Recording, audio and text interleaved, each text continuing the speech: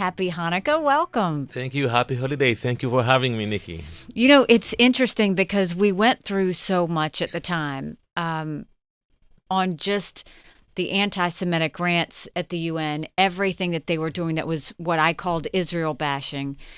You were with me then, and I'm so grateful for the partnership that we had. But you are now back. You were in Israel, you were in the Knesset, and then you came back here. How is it different this time than it was the first time you were there? Well, first I have to be honest, I never thought I'll come back.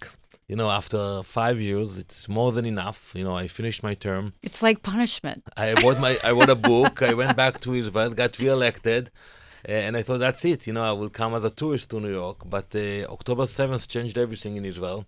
And when the Prime Minister asked me to come back, I couldn't say no. Now it's much harder. It's much harder now, the intensity against Israel. And it's not from the people you think, you have the usual suspects who come against us. But now when I came back, I found Ireland, Norway, other countries, I don't know what they have against us, but all day long they promote hate, incitement against us. And we never would have thought that when we were there before.